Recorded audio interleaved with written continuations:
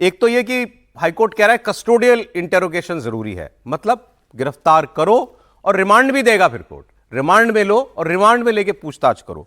क्या कोर्ट ने कहा है कि जानना जरूरी है इनसे। कोर्ट पहले तो ये कह रहा है कि पवन खेड़ा ने अगर ये आरोप हेमंता विश्व शर्मा के ऊपर लगाए होते तो भी फिर ये बात कही जा सकती थी कि भाई ये राजनीतिक पॉलिटिकल आरोप थे। उन्होंने एक ऐसे व्यक्ति के ऊपर आरोप लगाया जो पॉलिटिक्स पे नहीं है, मतलब हेमंता विश्व शर्मा की वाइफ, तो उनको राजनीति में घसीटना एक निर्दोष महिला को, ये ठीक नहीं था। फिर वो कह रहे हैं कि ये पता लगाना है कि इनके पास ये डॉक्यूमेंट कहां से आए, क्योंकि इन्होंने कहा ये डॉक्यूमेंट मुझे मेरी टीम ने दिए। तो वो टीम में कौन लोग हैं जिन्होंने ये फर्जी डॉक्यूमेंट उनको दिए, उस टीम ने ये डॉक्यूमेंट कहां से प्रोक्योर किए, और पवन खेड़ा के बिहाफ पर ये डॉक्यूमेंट उस टीम से कौन लेकर के आया। अच्छा, पवन खेड़ा ने ये कहने की कोशिश भी की अपनी अपील में अपने वकील के जरिए, और उनके वकील भी बड़े थे अभिषेक मनु सिंह भी, उन्होंने कहा कि भाई ये पॉलिटिकल नेचर का एक कमेंट है, इसमें इस तरह की कार्रवाई नहीं होनी चाहिए। तो कोर्ट ने कहा कि नहीं, ये पॉलिटिकल नेचर का कमेंट नहीं है, ये उससे बड़ा आरोप था। और अब आप सोचिए कि अब स्थिति ये है कि सुप्रीम कोर्ट जाएंगे ये।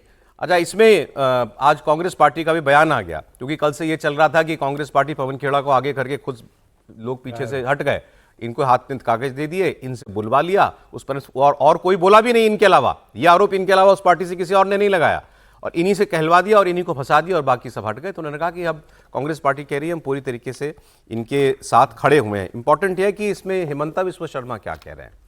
हेमंता से कल बात इस पर जवाब लिया गया, तो उन्होंने कहा कि देखिए अभी तो आचार संहिता लगी है, मैं डायरेक्टली तो इंटरव्यू नहीं कर सकता, 4 मई के बाद लेकिन जरूर करूंगा।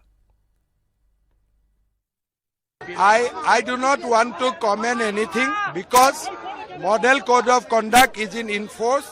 Whatever the outcome of the case or investigation, it is entirely on Assam Police. I will review the case only after 4th May if I come back to power.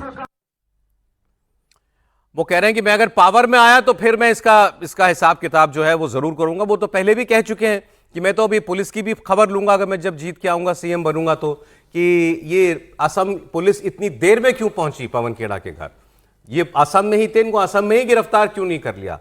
तो वो तो बहुत सख्त लैंग्वेज जो है इस्तेमाल कर रहे हैं। लेकिन जो एक कोर्ट की टिप्पणियां हैं कि कस्टोडियल इंटेरोगेशन, जो व्यक्ति राजनीति में नहीं है उसको आपने क्यों घसीटा इन आरोपों में, प्रथम दृष्टया आपके दस्तावेज भी फर्जी हैं, तो क्यों नहीं पवन खेड़ा की गिरफ्तारी होकर रिमांड देकर पूछताछ होनी चाहिए। त्रिपाठी जी, नहीं देखिए, ये एक चलन है और हर बार नेता बच जाता है कोई भी आरोप लगाकर, और ये कोई एक नेता नहीं, हर नेता की आदत होती है कुछ भी कह के कोई भी आरोप लगा के और वो चला जाता है। लेकिन मुझे लगता है कि इस पे थोड़ा सीरियस होना ही चाहिए, और कोर्ट ने जो कहा कस्टोडियल इंटरोगेशन होनी चाहिए, पूछताछ होनी चाहिए, वो अब कानून देखेगा उस तरह से। लेकिन ये तो सच है ना पत्रकारों का कि कोई व्यक्ति राजनीति में है और उसके परिवार के ऊपर आप टिप्पणी कर देते हैं, और कोई कहेगा कि भाई परिवार में कौन है, तो क्या रिंकी भुयान शर्मा वो राजनीति में है? नहीं है, वो हेमंत विश्व शर्मा की पत्नी है। और इससे आगे क्या वो जो आरोप लगाया वो पासपोर्ट फर्जी जो थे, क्या सचमुच 3 देशों के पासपोर्ट उनके पास हैं? अगर होते तब तो ठीक था ये, लेकिन नहीं है, आपने फर्जी कागज बनवाए, तो फिर तो ये बताना पड़ेगा ना, क्योंकि इससे भर तो काम नहीं चलेगा कि मुझे कहीं व्हाट्सएप पे किसी ने दे दिया और मैंने उसको कर दिया।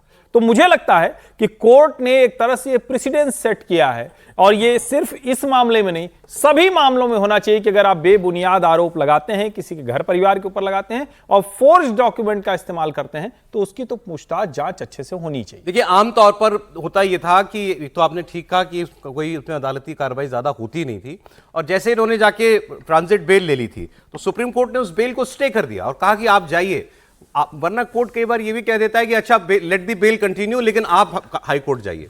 वो कंटिन्यू भी नहीं किया उस बेल को, और अब हाई कोर्ट कह रहा है कि कस्टोडियल इंटरोगेशन की जरूरत है। क्या सर ये कुछ बहुत बड़ी मुसीबत है पवन खेड़ा के लिए?